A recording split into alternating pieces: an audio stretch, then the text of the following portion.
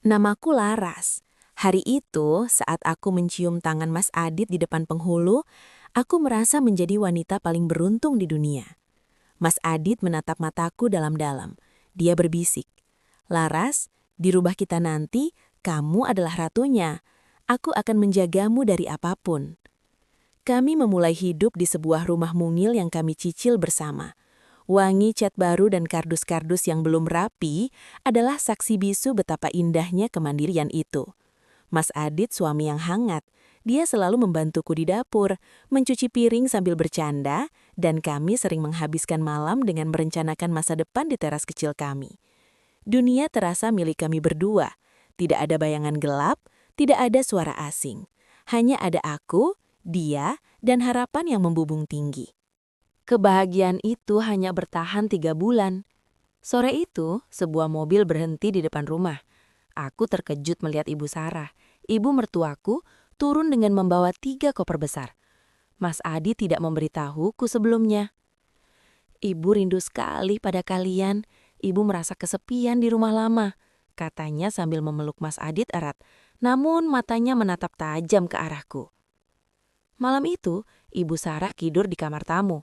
Namun yang membuat dadaku sesak adalah saat Mas Adit berkata, "Sayang, tidak apa-apa ya kalau ibu tinggal di sini sebentar. Beliau baru saja merasa tidak enak badan." Aku tersenyum, mencoba menjadi menantu yang baik. Namun aku mulai menyadari sesuatu. Ibu tidak terlihat sakit.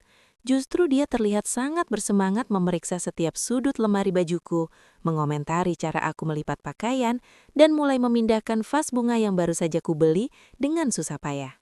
Seminggu berlalu, dan sebentar berubah menjadi selamanya. Rumahku bukan lagi milikku. Pagi ini aku terbangun karena suara gaduh di dapur. Aku mendapati ibu sudah membuang semua stok bahan makanan yang baru kubeli kemarin. "Makanan instan tidak baik buat Adit, Laras. Mulai sekarang, ibu yang atur menu di sini," ucapnya tanpa menoleh. Bukan hanya dapur. Ibu mulai mengatur jam berapa aku harus bangun, bagaimana aku harus menyapu lantai, bahkan dia mengkritik caraku menyambut suami pulang kerja. Setiap kali aku mencoba bicara pada Mas Adit, dia hanya berkata, "Sabar ya sayang, ibu hanya ingin membantu kita. Beliau melakukan itu demi kebaikan kita juga." Aku mulai merasa seperti orang asing di rumahku sendiri. Aku duduk di pojok sofa yang posisinya sudah diubah oleh ibu, melihat mereka berdua tertawa di meja makan. Sementara aku hanya bisa meneran sesak yang mulai menggunung di dada. Aku tidak tahu bahwa ini barulah awal dari badai yang akan menghancurkan segalanya. Pernahkah kalian merasa diawasi di tempat yang seharusnya paling aman bagi kalian? Itulah yang aku rasakan sejak Ibu Sarah menetap. Bagiku, kamar tidur adalah benteng terakhir privasiku bersama Mas Adit. Tempat aku bisa menumpahkan lelah tanpa harus berpura-pura tegar. Tapi sore itu, benteng itu runtuh. Aku baru saja selesai mandi dan berniat mengganti pakaian. Namun, saat aku memutar gagang pintu kamar dari dalam, pintu itu tidak terkunci. Padahal aku ingat betul, sudah menguncinya rapat-rapat. Tiba-tiba, pintu terbuka pelan. Ibu Sarah berdiri di sana. Matanya menatap tajam, memeriksa setiap sudut kamarku. Seolah dia sedang melakukan inspeksi di sebuah asrama. "Laras, kenapa spray ini belum diganti?" "Adit tidak suka warna gelap. Dia suka warna cerah. Besok ganti dengan yang ibu belikan tadi," katanya dengan nada dingin, tanpa rasa bersalah karena telah masuk tanpa mengetuk. Aku terpaku, hanya bisa mengeratkan handuk di tubuhku. "Ibu, maaf, tapi ini kamar kami. Dan bagaimana ibu bisa masuk? Aku sudah mengunci pintunya." Ibu Sarah mengangkat tangannya. Di sela jarinya, sebuah kunci perak berkilau terkena lampu koridor. "Ibu sudah menduplikat semua kunci di rumah ini, termasuk kamar kalian. Bagaimana kalau terjadi sesuatu di dalam dan kalian tidak bisa dibuka? Ibu harus memegang kendali atas keamanan rumah anak ibu sendiri." Jantungku berdegup kencang, bukan karena takut, tapi karena merasa sangat terhina. Itu bukan soal kunci, itu soal harga diri. Malamnya, aku mengadu pada Mas Adit. Aku berharap dia akan marah atau setidaknya meminta kunci itu kembali. Tapi apa jawabannya? Mas Adit hanya menghela napas panjang sambil mengelus rambutku. "Sayang, ibu cuma khawatir. Dia orang tua, mungkin dia takut kita kenapa-napa. Lagi pula, apa sih yang perlu disembunyikan dari ibu sendiri? Jangan dibesar-besarkan ya. Malam itu, untuk pertama kalinya, aku merasa suamiku sendiri telah membiarkan orang lain merampas privasi kami. Aku berbaring di sampingnya, tapi aku merasa dia sangat jauh. Aku menatap langit-langit kamar, menyadari bahwa sekarang tidak ada lagi sudut di rumah ini yang benar-benar milikku. Semuanya sudah menjadi milik Ibu Sarah. Ada satu hal yang selalu kurawat dengan baik dalam pernikahan kami, kepercayaan. Dulu Mas Adit selalu menyerahkan seluruh gajinya kepadaku. Bukan karena aku ingin berkuasa, tapi karena dia percaya aku bisa mengatur masa depan kami. Kami punya tabungan untuk rumah yang lebih besar, untuk pendidikan anak kami nanti. Tapi semua itu berubah di awal bulan ini. Hari itu adalah hari gajian Mas Adit. Biasanya dia akan mengirimkan tangkapan layar transferan dan menulis pesan manis. Ini untuk ratu rumahku. Atur dengan baik ya. Namun sampai matahari terbenam, pesan itu tak kunjung datang. Saat Mas Adit pulang, aku memberanikan diri bertanya saat kami sedang di meja makan. Tapi belum sempat suamiku menjawab, suara denting sendok Ibu Sarah yang sengaja dikeraskan memotong pembicaraan kami. Mulai sekarang, Adit sudah menyerahkan kartu ATM dan pengelolaan gajinya kepada Ibu Laras. Ucap Ibu Sarah sambil mengunyah makanannya dengan tenang, seolah itu adalah pengumuman cuaca harian. Aku tersedak. Aku menatap Mas Adit, mencari penjelasan. Mas Adit hanya menunduk, tidak berani menatap mataku. Mas, kenapa? Apa aku ada salah dalam mengatur uang kita? Tanyaku dengan suara bergetar. Mas Adit akhirnya bicara, tapi kata-katanya justru lebih menyakitkan dari diamnya. Ibu bilang kita harus lebih hemat sayang. Ibu lebih berpengalaman mengelola uang keluarga besar. Beliau takut kita terlalu banyak pengeluaran yang tidak perlu. Lagi pula, kalau kamu butuh apa-apa, kamu tinggal minta ke ibu kan? Minta? Aku harus meminta uang untuk membeli kebutuhan pribadiku sendiri kepada orang lain. Besoknya kenyataan pahit itu benar-benar terjadi. Saat aku ingin membeli keperluan bulanan yang sudah habis, Ibu Sarah memberikan uang dengan jumlah yang sangat pas-pasan, bahkan kurang. Dia mencatat setiap butir telur dan setiap gram deterjen yang aku beli. Jangan boros, Laras. Ingat, ini uang hasil keringat anak ibu. Kamu jangan hanya tahu menghabiskannya saja. Sindirnya saat aku menerima uang itu. Rasanya seperti ada batu besar yang menghimpit dadaku. Aku bukan lagi seorang istri yang dipercaya. Aku merasa seperti anak kecil yang sedang meminta jatah uang jajan pada guru yang galak. Mas Adit yang dulu menjanjikan kebebasan, kini membiarkan tanganku terikat. Aku mulai bertanya-tanya, apakah aku masih dianggap sebagai bagian dari masa depannya, atau aku hanya pelengkap di rumah yang kini sepenuhnya dikuasai ibunya?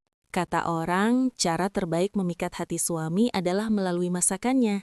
Dan aku selalu bangga akan hal itu. Tapi aku tidak pernah menyangka bahwa dapur, tempat yang paling aku cintai, akan dijadikan panggung oleh Ibu Sarah untuk menjatuhkan harga diriku di hadapan semua orang. Minggu siang itu, rumah kami mendadak ramai. Tanpa memberitahuku, Ibu Sarah mengundang keluarga besar Mas Adit untuk makan siang bersama. Ada bibi, paman, dan sepupu-sepupunya. Ibu memintaku memasak hidangan spesial, rendang dan opor ayam. Aku memasak dengan sepenuh hati sejak subuh. Aku ingin menunjukkan bahwa aku adalah istri yang bisa dibanggakan. Namun, saat hidangan sudah tertata rapi di meja makan dan semua orang mulai mengambil piring, sebuah drama yang tak terduga dimulai. Ibu Sarah mencicipi sesendok opor buatanku, lalu tiba-tiba wajahnya berubah. Dia meletakkan sendoknya dengan keras hingga menimbulkan bunyi denting yang memecah suasana. Astaga, Laras, kenapa asin sekali? Kamu mau membuat tensi keluarga kita naik semua? Serunya dengan suara yang cukup keras agar didengar semua tamu. Aku tersentak. Tapi Bu, tadi sudah Laras cicipi dan rasanya pas. Ibu Sarah tidak berhenti. Dia memberikan piring itu kepada Mas Adit. Coba kamu rasakan, Dit. Inilah kenapa ibu bilang kamu jangan terlalu memanjakan istrimu. Mengurus dapur saja dia belum becus, apalagi mengurus hal lain. Mas Adit mencicipinya dengan wajah bingung. Aku melihat matanya menunjukkan rasa yang aneh, seolah dia sendiri tidak percaya dengan apa yang dia rasakan. Tapi di depan ibunya dan keluarga besarnya, Mas Adit hanya bisa terdiam. Dia tidak membelaku. Dia hanya meletakkan sendoknya dan menunduk. Maaf ya semuanya, sepertinya menantuku ini masih perlu banyak belajar. Adit, besok-besok biar ibu saja yang pegang dapur sepenuhnya. Lanjut Ibu Sarah dengan senyum penuh kemenangan di hadapan para tamu yang mulai berbisik-bisik menatapku dengan ibah. Malamnya, saat semua tamu sudah pulang, aku masuk ke dapur dan mencicipi sisa opor di panci. Aku tertegun. Rasanya sangat asin, hampir pahit. Padahal aku tahu persis bumbu yang kumasukkan. Saat itulah mataku tertuju pada tempat sampah kecil di bawah wastafel. Di sana aku melihat 2 bungkus garam kosong yang aku yakin bukan aku yang membukanya. Seseorang telah sengaja merusak masakanku. Aku menatap Mas Adit di ruang tengah, berharap dia datang dan bertanya padaku. Tapi dia justru sibuk mendengarkan Ibu Sarah yang sedang menasihatinya tentang bagaimana memilih istri yang tepat. Air mataku jatuh tanpa suara. Aku sadar, ini bukan lagi sekadar campur tangan mertua. Ini adalah upaya terencana untuk membuatku terlihat buruk di mata suamiku sendiri. Dan yang paling menyakitkan adalah, suamiku mulai mempercayai mereka. Malam setelah kejadian di meja makan itu, aku tidak bisa memejamkan mata. Setiap kali aku menutup mata, aku melihat senyum kemenangan Ibu Sarah dan tatapan kecewa keluarga besar Mas Adit. Aku menyadari satu hal yang sangat pahit. Jika aku terus diam, aku akan hancur perlahan-lahan. Aku bangun di sepertiga malam, bersujud, mencari kekuatan yang tersisa. Di saat itulah, sebuah tekad bulat muncul di benakku. Aku tidak bisa mengubah Ibu Sarah, dan aku tidak bisa memaksa Mas Adit untuk langsung berubah. Tapi, aku bisa mengubah keadaan. Aku harus keluar dari rumah ini. Kami harus mandiri, meskipun itu berarti harus hidup dalam kontrakan kecil yang paling sederhana sekalipun. Pagi harinya, sebelum Mas Adit berangkat kerja, aku menahannya di depan pintu. Aku tidak menangis, suaraku tenang namun tajam. Mas, aku ingin kita bicara. Bukan sebagai menantu ibu, tapi sebagai istrimu. Aku ingin kita pindah, Mas. Kita cari kontrakan kecil, hanya kita berdua. Aku ingin kita membangun rumah tangga kita lagi dari nol, dengan tangan kita sendiri. Mas Adi terdiam. Wajahnya menunjukkan kekagetan yang luar biasa. Tapi Laras, rumah ini sudah nyaman. Ibu ada di sini untuk menjaga kita. Biaya hidup jadi lebih ringan. Kenapa harus pindah dan menyiksa diri dengan bayar sewa? Ini bukan soal uang, Mas. Ini soal kita. Aku merasa kehilangan diriku di sini. Aku ingin kamu menjadi pemimpin di rumah kita sendiri, bukan hanya menjadi anak yang selalu mendengarkan ibunya. Jawabku, mencoba menyentuh egonya sebagai seorang laki-laki. Untuk sesaat, aku melihat keraguan di matanya. Ada secercah harapan bahwa dia akan setuju. Namun tiba-tiba, suara pintu kamar tamu terbuka. Ibu Sarah berdiri di sana. Rupanya dia sudah mendengarkan perbicaraan kami sejak tadi. Pindah? Jadi kamu ingin menjauhkan Adit dari ibunya sendiri, Laras? Kamu ingin membuang ibu yang sudah tua ini? Suara Ibu Sarah terdengar bergetar. Akting yang sangat sempurna untuk membuat Mas Adit merasa bersalah. Mas Adit langsung melepaskan tanganku dan menghampiri ibunya. Enggak, Bu. Laras cuma bercanda. Kita nggak akan kemana-mana. Dia menatapku dengan sorot mata yang seolah memohon agar aku tidak membahasnya lagi. Harapanku runtuh seketika. Tapi di dalam hati, aku berjanji, jika Mas Adit tidak bisa membawaku keluar, maka aku sendiri yang harus mencari jalan untuk tegak berdiri. Setelah penolakan Mas Adit pagi itu, aku sadar bahwa kata-kata saja tidak cukup. Untuk bisa bebas, aku butuh kekuatan. Dan kekuatan di dunia ini seringkali bernama kemandirian ekonomi. Aku tidak bisa selamanya menengadahkan tangan kepada Ibu Sarah hanya untuk sekedar membeli pembalut atau sabun mandi. Secara sembunyi-sembunyi, aku mulai membuka jasa pre-order kue kering melalui media sosial. Aku menggunakan ponsel lamaku yang layarnya sudah retak, yang aku sembunyikan di bawah tumpukan baju di lemari. Setiap kali Ibu Sarah tidur siang atau sedang pergi ke pengajian, aku bergegas ke dapur, membuat contoh kue dengan bahan-bahan yang kubeli sedikit demi sedikit dari uang kembalian belanja pasar yang kusisihkan. Laras, kenapa bau mentega sampai ke depan? Kamu sedang apa? Suara Ibu Sarah tiba-tiba menggelegar dari arah pintu dapur. Jantungku hampir copot. Aku segera menyembunyikan ponselku di balik celemek. Hanya mencoba resep baru, Bu, supaya Mas Adit tidak bosan, jawabku berusaha tenang. Ibu Sarah mendekat. Matanya yang tajam menggeledah setiap sudut meja dapur. Jangan membuang-buang gas dan listrik hanya untuk kesenangan tidak berguna. Ingat, ini semua Adit yang bayar. Beberapa hari kemudian, pesananku mulai banyak. Harapan mulai tumbuh. Aku membayangkan dalam beberapa bulan, aku akan punya cukup tabungan untuk membayar uang muka kontrakan kecil. Tapi, Ibu Sarah ternyata jauh lebih cerdik dariku. Sore itu, saat aku baru saja akan membalas pesan pelanggan, pintu kamarku terbuka tanpa diketuk. Ibu Sarah masuk dengan wajah yang sangat dingin. Di tangannya, dia memegang ponsel lamaku. Jadi ini alasan kamu sering mengurung diri. Berbisnis tanpa izin suami. Kamu tahu, Laras, istri yang punya penghasilan sendiri itu cenderung akan jadi pembangkang. Ibu tidak akan membiarkan itu terjadi di keluarga ini. Katanya dengan suara rendah namun sangat menekan. Bu, tolong kembalikan, itu ponselku, dan aku hanya ingin membantu keuangan Mas Adit, pintaku dengan suara gemetar. Tanpa berkata apa-apa, Ibu Sarah berjalan ke arah meja rias. Dia mengambil gelas berisi air putih, dan tepat di depan mataku, dia menjatuhkan ponsel itu ke dalam gelas. Ponsel ini sudah rusak, sama seperti pikiranmu. Sekarang, fokuslah jadi istri yang baik. Urusan uang, biar ibu yang atur. Ucapnya sambil berlalu pergi, meninggalkan aku yang terpaku menatap ponsel tenggelam itu. Duniaku terasa gelap seketika. Modal kecilku, kontak pelangganku, dan harapan satu-satunya untuk keluar dari sini dirusak begitu saja. Aku jatuh terduduk di lantai dingin, meratapi betapa sulitnya hanya untuk sekedar ingin membantu diri sendiri. Setelah ponselku dirusak, aku merasa seperti burung dalam sangkar yang sayapnya baru saja dipatahkan. Tapi yang lebih menyakitkan bukan kehilangan ponsel itu, melainkan bagaimana Mas Adit mulai menatapku dengan tatapan yang berbeda. Dingin, penuh curiga. Dan seolah aku adalah orang asing yang berbahaya. Aku tidak tahu apa yang Ibu Sarah katakan padanya setiap kali mereka berbincang berdua di ruang tamu saat aku sibuk di dapur. Tapi aku bisa merasakan dinding tak kasat mata mulai terbangun di antara kami. Malam itu, saat Mas Adit baru pulang, aku mencoba menyambutnya dan mengambil tasnya. Namun dia menghindar. Dia berjalan melewati aku begitu saja seolah aku adalah hantu. Mas, ada apa? Apa Mas lelah? Tanyaku lembut. Mas Adit berbalik. Matanya menatapku tajam. Laras, kenapa kamu tidak jujur padaku soal ponsel itu? Ibu bilang kamu menggunakan ponsel rahasia untuk berhubungan dengan orang-orang dari masa lalumu. Apa itu benar? Duniaku serasa berputar.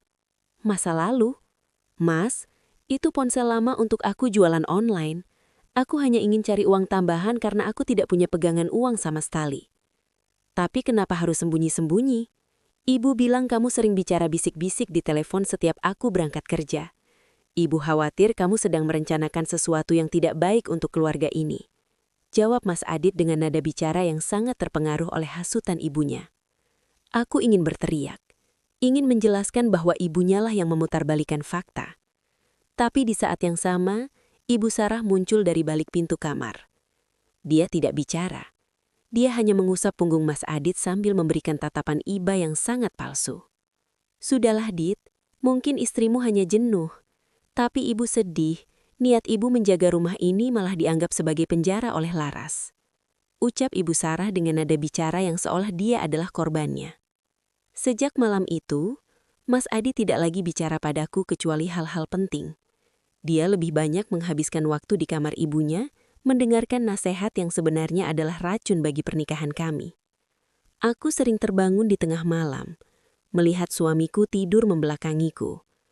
Kami berada di satu tempat tidur, tapi rasanya kami berada di dua benua yang berbeda. Ibu Sarah telah berhasil membangun dinding pemisah yang sangat tebal. Aku tidak lagi hanya kehilangan hak suaraku, tapi aku mulai kehilangan cinta suamiku. Tekanan batin yang terus-menerus, kurang tidur, dan beban kerja rumah tangga yang semuanya ditimpakan kepadaku, akhirnya berujung pada satu titik. tubuhku menyerah. Pagi itu, saat aku sedang mengepel lantai ruang tengah, pandanganku mendadak kabur. Kepalaku terasa berputar hebat, dan lantai yang dingin seolah bergerak mendekat ke wajahku. Aku jatuh terduduk, lemas. Aku mencoba memanggil Mas Adit yang sedang bersiap di kamar, tapi suaraku hanya berakhir di tenggorokan. Ibu Sarah yang sedang duduk di sofa sambil menikmati tehnya hanya melirikku sekilas. Dia tidak beranjak dari duduknya. "Laras, jangan manja. Hanya mengepel begitu saja masa pakai akting pingsan. Ingat, Adit harus berangkat kerja. Jangan bebani dia dengan drama pagi hari." Ucapnya dengan nada datar, tanpa sedikit pun rasa khawatir. Tak lama, Mas Adit keluar kamar. Melihatku terduduk lemas di lantai, dia sempat ingin menghampiri. Tapi langkahnya terhenti saat Ibu Sarah berbicara. "Sudahlah, Dit.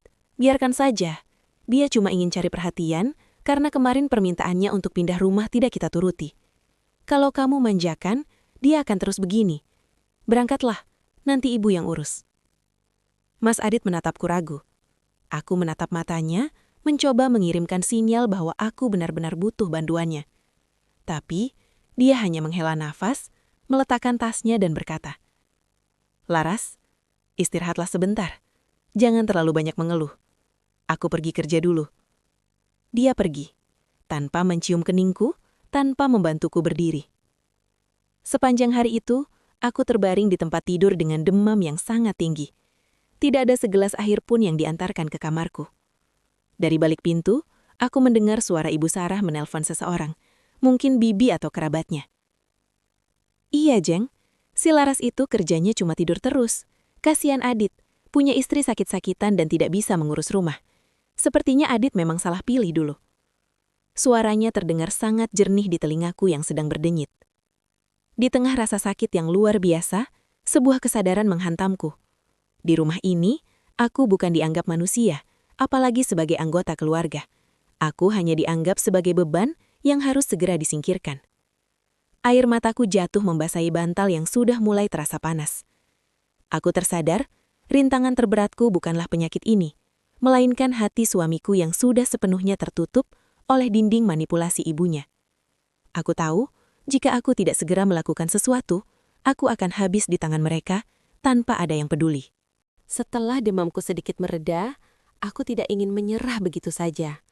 Aku ingin mencoba sekali lagi, hanya sekali lagi, untuk menyentuh hati Mas Adit.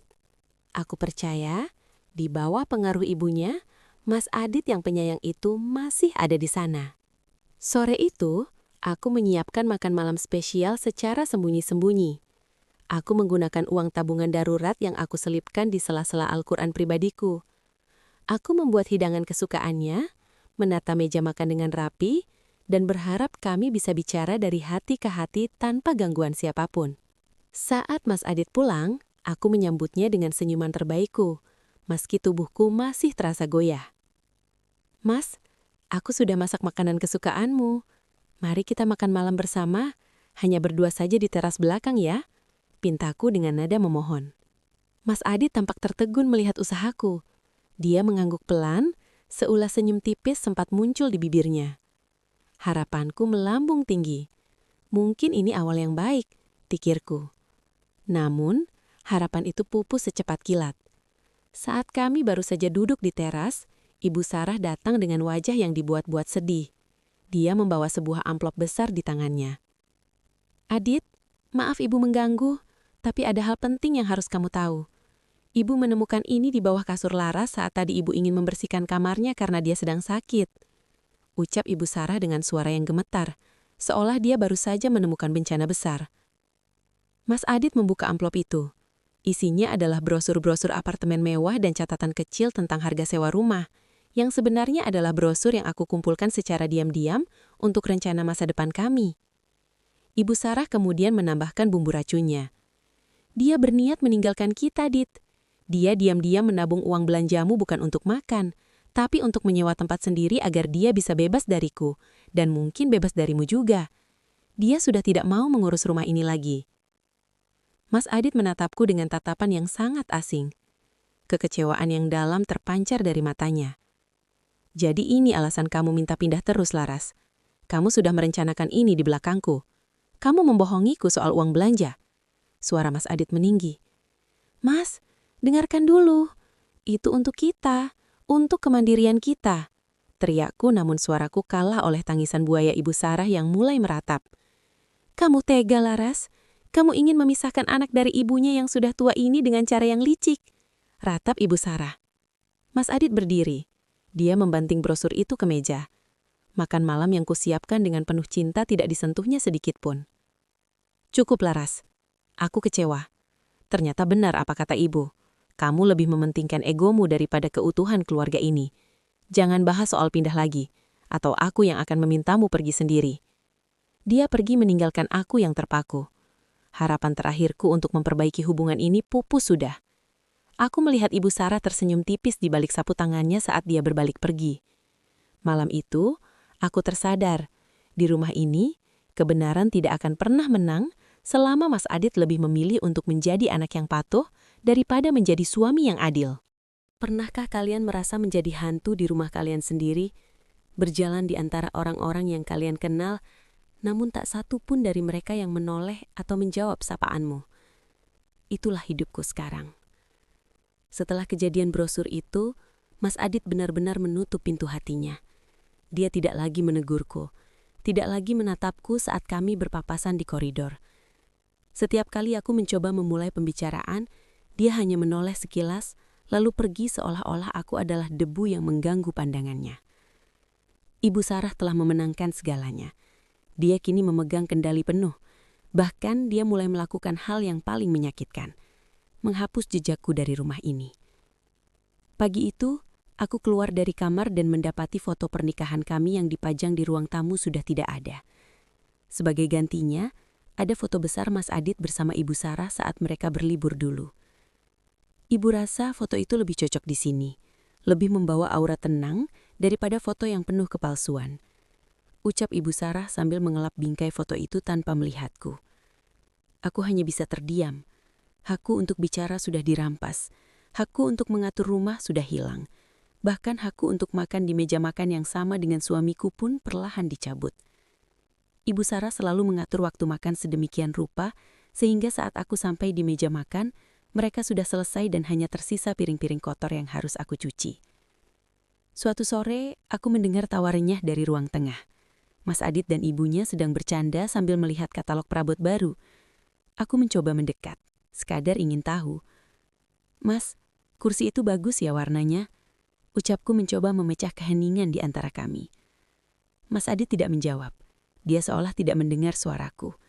Dia justru bertanya pada ibunya. Bu, menurut ibu warna apa yang bagus untuk ruang kerja Adit? Ibu Sarah tersenyum penuh kemenangan dan menjawab. Warna biru saja, Dit. Tenang. Tidak seperti warna pilihan orang lain yang bikin pusing.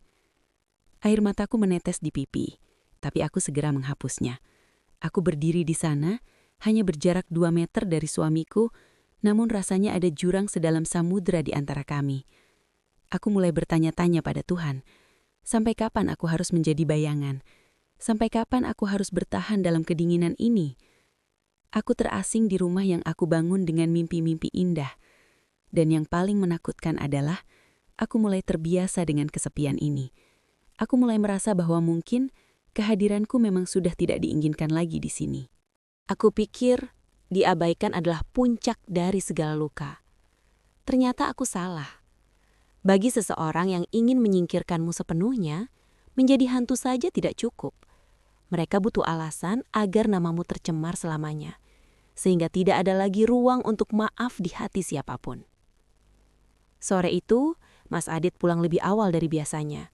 Wajahnya merah padam, tangannya gemetar memegang ponselnya. Aku yang baru saja selesai menyetrika pakaian, mencoba menghampirinya, khawatir terjadi sesuatu di kantornya. Mas, ada apa? Mas sakit?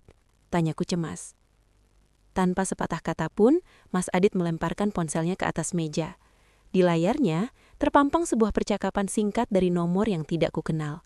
Isinya sangat intim, seolah-olah aku sedang merencanakan sebuah pertemuan rahasia dengan pria lain di sebuah kafe. Ada juga foto seseorang yang tampak dari belakang, yang menggunakan baju yang sama persis dengan yang kupakai minggu lalu, sedang berbicara akrab dengan seorang pria di parkiran pasar.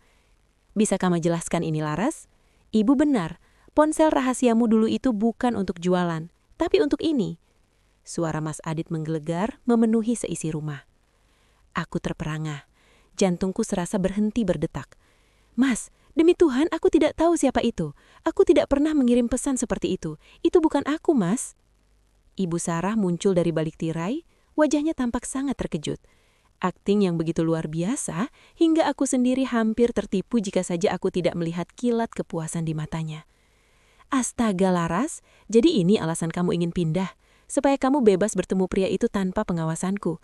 Ibu sudah curiga saat melihatmu di pasar minggu lalu, tapi ibu diam karena tidak mau merusak rumah tangga anak ibu sendiri. Tapi ini sudah keterlaluan. Ratap Ibu Sarah sambil menutup mulutnya. Ibu melihatku. Di mana, Bu? Kapan? Aku berteriak karena frustasi. Sudah cukup, Laras. Jangan membentak ibuku untuk menutupi kesalahanmu. Mas Adit berdiri di depanku. Matanya penuh dengan kebencian yang amat sangat. Bukti sudah ada di tanganku. Ibu melihatmu sendiri. Pesan ini dikirim oleh teman kantorku yang tidak sengaja melihatmu. Apalagi yang mau kamu bela? Aku jatuh bersimpuh di kakinya. Aku ingin menjelaskan bahwa aku tidak punya ponsel lagi sejak dihancurkan ibu. Bahwa foto itu bisa saja diambil dari sudut yang menipu, atau orang yang sengaja disewa untuk menjatuhkanku. Tapi lidahku keluh. Di rumah ini, suaraku sudah mati sejak lama. Mas, tolong, demi tahun-tahun yang kita lalui bersama, aku tidak mungkin mengkhianatimu. Isakku sambil memegang ujung celananya. Mas Adit menarik kakinya dengan kasar. Jangan sebut soal masa lalu. Setiap detik aku bersamamu sekarang terasa seperti kebohongan. Aku butuh waktu untuk berpikir, dan mungkin aku tidak ingin melihat wajahmu di sini untuk sementara. Dia pergi ke kamar dan mengunci pintu. Ibu Sarah mendekatiku yang masih bersimpuh di lantai. Dia membungkuk, berbisik tepat di telingaku dengan suara yang sangat halus, namun berbisa. Permainan selesai, Laras. Seorang ibu akan selalu menang atas menantu yang tidak tahu diri seperti kamu. Besok, pastikan kopermu sudah rapi. Aku tertawa dalam tangis. Fitnah ini begitu rapi, begitu sempurna. Aku tidak punya bukti, tidak punya saksi, dan yang paling menyedihkan, aku tidak punya suami yang cukup percaya padaku untuk sekedar mendengarkan. Malam itu, hujan turun sangat lebat, seolah langit ikut menangis meratapi kehancuran hatiku. Aku duduk di lantai pojok kamar tamu. Sementara kamarku sendiri, kamar yang dulu penuh tawa, telah dikunci rapat oleh Mas Adit dari dalam. Aku menatap sebuah tas kain kecil di depanku. Isinya hanya beberapa potong baju, mukena, dan Al-Quran. Aku tidak membawa perhiasan yang Mas Adit berikan. Tidak juga membawa uang sisa belanja yang diberikan Ibu Sarah. Aku tidak ingin membawa satu helai benang pun yang bisa mereka jadikan alasan untuk terus menghinaku. Pilihanku hanya dua, dan keduanya terasa seperti kematian.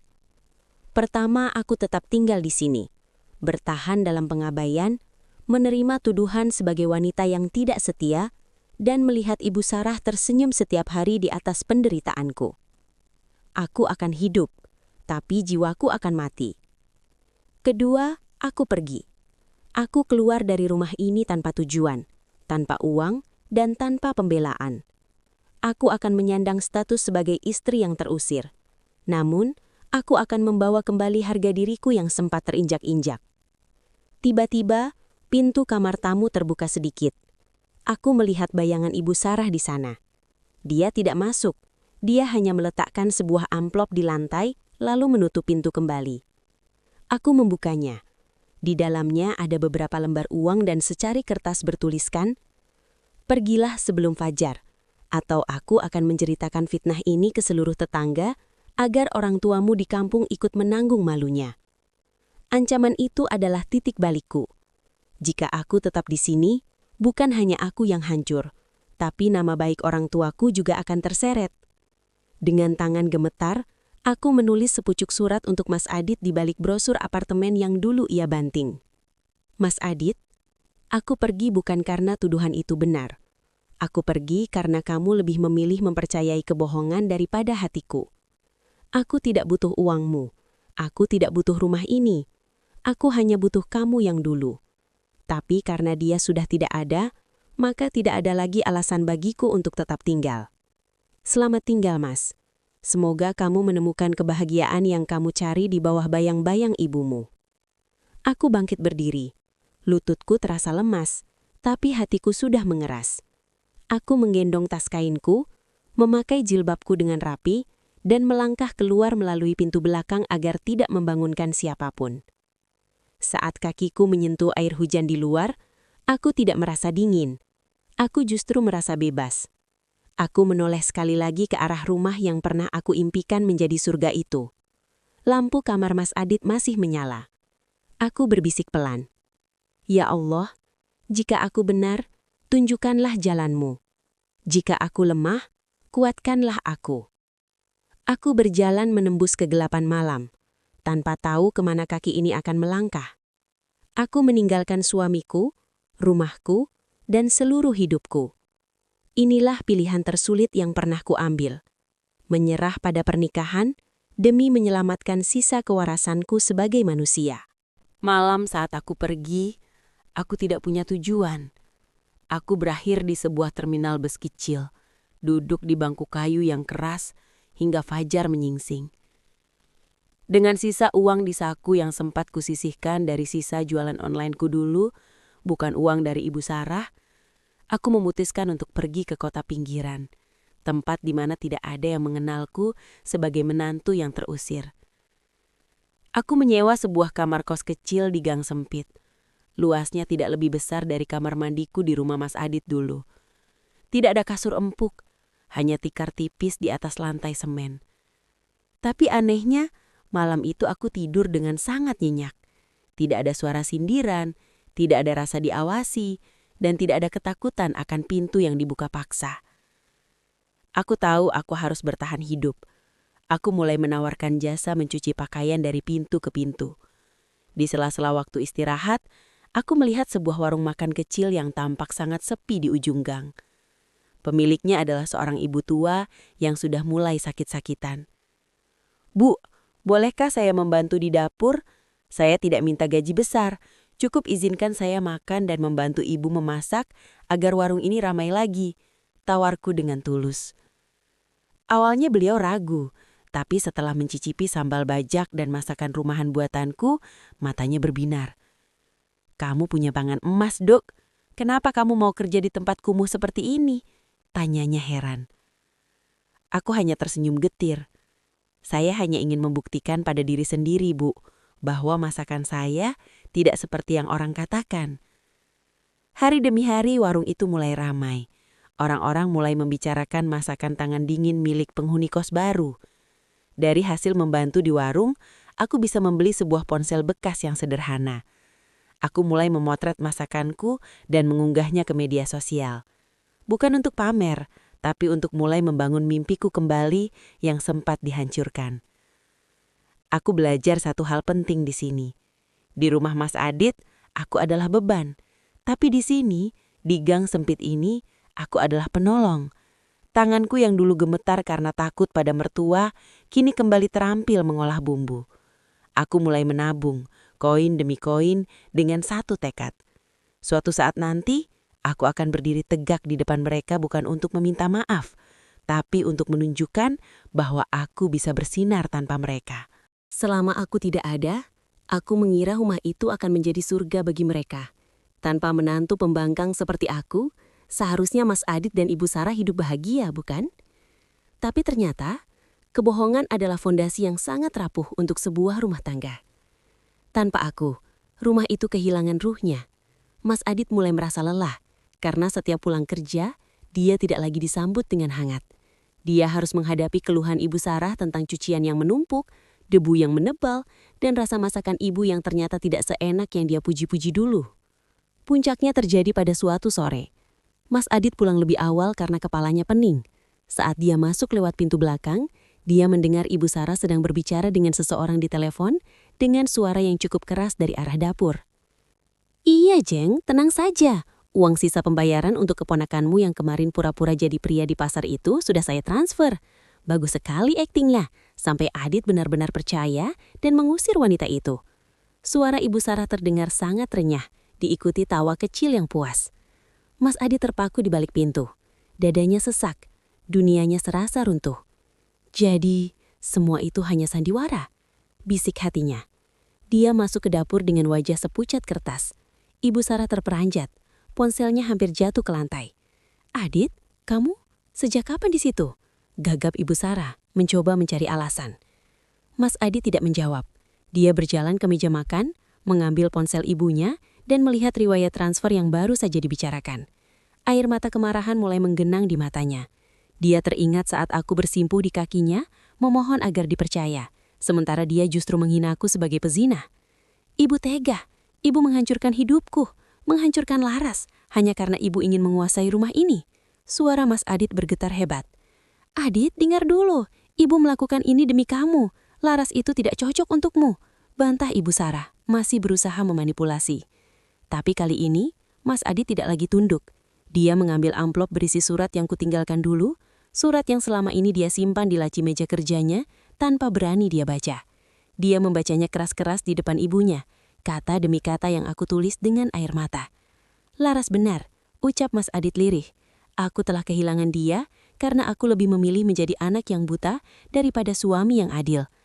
Malam itu, Mas Adit keluar dari rumah. Dia mengendarai motornya tanpa arah, mencari sosokku di setiap sudut kota yang mungkin aku datangi. Dia menyadari satu hal yang terlambat. Dia memiliki berlian yang tulus, tapi dia membuangnya hanya karena mendengarkan hasutan yang penuh duri. 3 bulan telah berlalu. Warung kecil tempatku bekerja kini telah berubah menjadi kedai yang cukup dikenal di kota ini. Aku bukan lagi Laras yang kusam dan selalu menunduk ketakutan.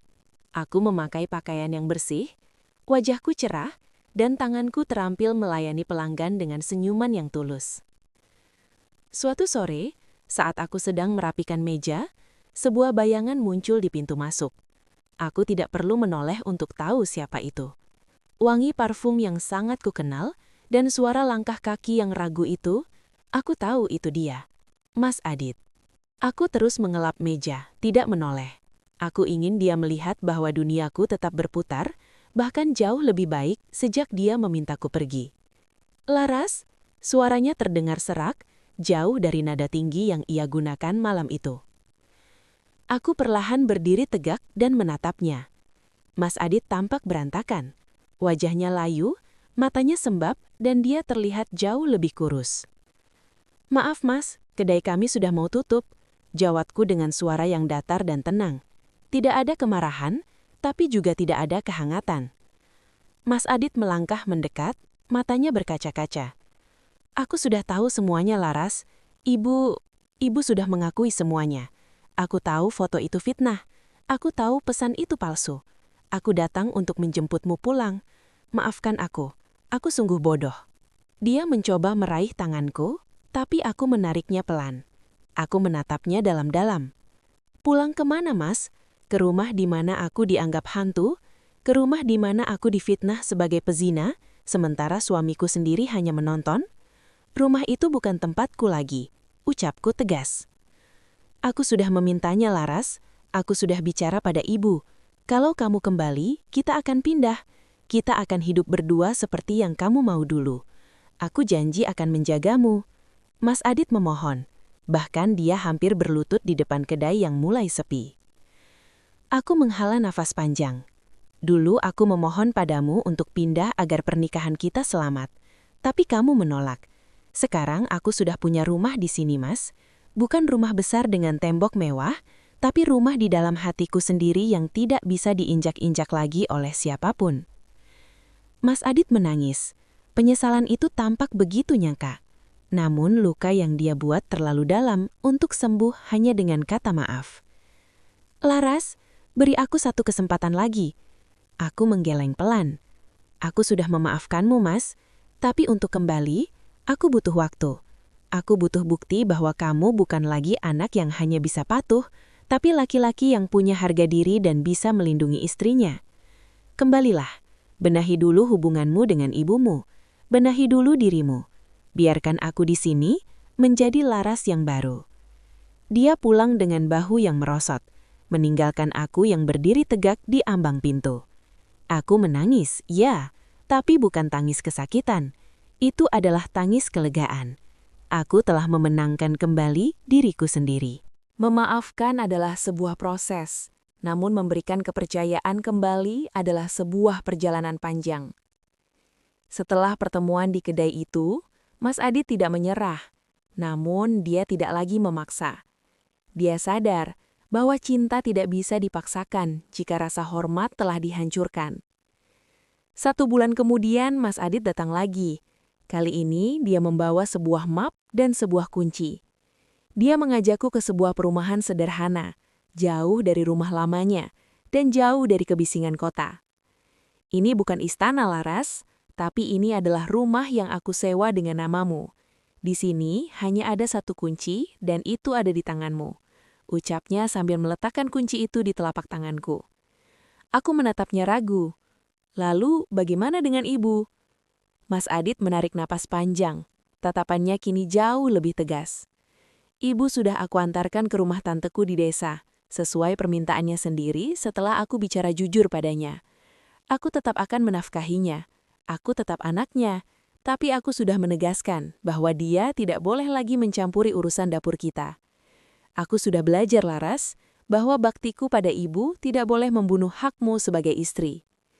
Kami masuk ke dalam rumah kosong itu. Bau catnya mengingatkan aku pada hari-hari awal pernikahan kami dulu. Namun, kali ini ada yang berbeda. Tidak ada lagi janji-janji manis yang kosong. Mas Adit mulai menunjukkan perubahan dengan tindakan. Dia membantu aku memindahkan barang-barang dari kosanku. Dia tidak lagi menunggu dilayani. Dia ikut menyapu, ikut mengatur letak kompor, dan bertanya padaku, "Warna gorden apa yang kamu suka?" Suatu sore, Ibu Sarah menelpon. Mas Adit mengangkatnya di depanku, tidak sembunyi-sembunyi lagi. Aku mendengar suara Ibu Sarah yang awalnya ingin mengatur sesuatu, namun Mas Adit menjawab dengan lembut namun sangat kokoh. "Maaf, Bu, soal itu Adit harus diskusi dulu dengan Laras. Laras yang memegang kendali di rumah kami sekarang." Aku tertegun. Kalimat sesederhana itu adalah sesuatu yang aku impikan selama bertahun-tahun. Melihat suamiku berani memasang pagar demi melindungiku, membuat bongkahan es di hatiku perlahan mulai mencair. Kami belum sepenuhnya kembali seperti dulu, karena luka itu masih meninggalkan bekas. Namun di rumah baru ini, kami mulai belajar tentang satu hal yang sangat mahal, batasan. Sebuah rumah tangga hanya bisa sehat jika penghuninya tahu di mana pintu harus dibuka untuk orang lain dan di mana pintu harus dikunci rapat untuk menjaga rahasia berdua. Waktu adalah obat yang paling ajaib. 6 bulan hidup mandiri bersama Mas Adit di rumah baru kami telah mengembalikan senyumku yang sempat hilang. Namun, aku tahu masih ada satu beban di sudut hatiku yang belum tuntas. Beban itu bernama Ibu Sarah. Mas Adit memberitahuku bahwa ibu sedang sakit di rumah tantenya. Bukan sakit yang berat, tapi sakit karena kesepian dan penyesalan. Mas Adit tidak memaksaku untuk menjenguk. Dia menghargai ruang batinku. Tapi aku memutuskan untuk pergi. Bukan karena aku lemah, tapi karena aku ingin benar-benar bebas dari rasa benci. Saat aku melangkah masuk ke rumah tante di desa itu, aku melihat Ibu Sarah sedang duduk di teras, menatap kebun dengan tatapan kosong. Dia tampak lebih tua, lebih rapuh, tanpa keangkuhan yang dulu selalu ia tunjukkan. Begitu dia melihatku, tangannya yang mulai keriput gemetar. Dia tidak mengeluarkan kata-kata tajam. Dia hanya menunduk, air mata perlahan jatuh di pipinya. "Laras, kamu datang?" Suaranya hampir tak terdengar. Aku duduk di sampingnya, meletakkan keranjang berisi makanan yang kumasak sendiri. "Laras bawakan lauk kesukaan ibu. Tapi tenang saja, Bu, rasanya sudah Laras pastikan pas, tidak asin seperti dulu," ucapku dengan senyum tipis, mencoba mencairkan suasana. Ibu Sarah menangis terisak. Dia memegang tanganku, erat sekali. "Maafkan Ibu, Nduk. Ibu terlalu takut kehilangan anak Ibu, sampai Ibu lupa bahwa dia juga punya kehidupan sendiri. Ibu sudah jahat padamu. Ibu sudah memfitnahmu. Ibu menyesal." Melihatnya seperti itu, rasa sakit hatiku seolah menguap terbawa angin desa. Aku menyadari bahwa Ibu Sarah adalah korban dari egonya sendiri. "Ibu, Laras sudah memaafkan semuanya sebelum Laras datang ke sini. Laras tidak ingin menyimpan duri di hati Laras sendiri. Kita mulai dari awal ya, Bu. Tapi kali ini, biarkan Laras jadi menantu Ibu, bukan saingan Ibu. jawabku sambil mengusap air matanya. Malam itu, kami makan bersama. Tidak ada lagi sindiran, tidak ada lagi kartu ATM yang disita, dan tidak ada lagi kunci cadangan yang disalahgunakan. Aku melihat Mas Adit tersenyum sangat tulus, melihat istrinya dan ibunya bisa duduk di satu meja tanpa ada ketegangan. Aku belajar bahwa maaf yang paling tulus adalah ketika kita tetap bisa bersikap baik kepada orang yang pernah menghancurkan kita. Bukan karena mereka layak, tapi karena kita layak mendapatkan kedamaian. Hari ini, aku duduk di teras rumahku sendiri, melihat matahari terbenam dengan perasaan yang begitu tenang. Di dapur, aku mendengar suara tawa Mas Adit yang sedang mencoba membuatkan teh untuk kami berdua. Hidupku sudah kembali, namun dalam versi yang jauh lebih kuat. Perjalananku dari menjadi ratu di awal pernikahan, lalu menjadi hantu di rumah sendiri, hingga akhirnya terusir karena fitnah, telah mengajarkanku banyak hal yang tidak ada di buku manapun. Kepada kalian, para istri yang mungkin saat ini sedang merasa terhimpit di bawah dominasi mertua atau ipar, ingatlah, diammu bukan berarti lemah. Tapi jangan biarkan diammu menghancurkan harga dirimu. Rumah tangga adalah tentang dua orang, dan jika ada orang ketiga yang memegang kendali, siapapun itu, maka saat itulah kalian harus berani bersuara. Kepada para suami, bakti kepada ibu adalah pintu syurga, itu benar. Namun melindungi dan memuliakan istri adalah kewajiban yang akan dimintai pertanggungjawabannya. Jangan biarkan ibumu menjadi duri dalam pernikahanmu. Karena luka yang dibuat oleh orang tuamu kepada pasanganmu seringkali lebih sulit sembuh daripada luka lainnya. Dan kepada para mertua, anak laki-lakimu tidak akan pernah pergi darimu hanya karena dia mencintai istrinya. Berikanlah ruang bagi mereka untuk bernapas, untuk salah, dan untuk belajar mandiri. Karena menantu bukanlah saingan untuk memperebutkan kasih sayang anakmu, melainkan rekan yang akan menjaga anakmu hingga hari tua nanti. Mas Adit keluar membawa 2 cangkir teh hangat. Dia duduk di sampingku, menggenggam tanganku erat. Kami tidak lagi bicara soal masa lalu. Kami bicara soal pohon yang akan kami tanam besok, soal rencana liburan kecil kami, dan soal masa depan yang kini kami pegang berdua. Aku bukan lagi Laras yang takut pada bayangan sendiri. Aku adalah Laras yang tahu kapan harus bertahan, kapan harus pergi, dan kapan harus memaafkan. Rumah tanggaku kini benar-benar milikku dan suamiku. Dan di atas segalanya, hatiku kini benar-benar merdeka. Terima kasih telah mengikuti kisahku. Semoga tidak ada lagi laras-laras lain yang harus melewati badai yang sama. Karena sejatinya, rumah adalah tempat di mana hatimu merasa aman, bukan tempat di mana jiwamu merasa terancam.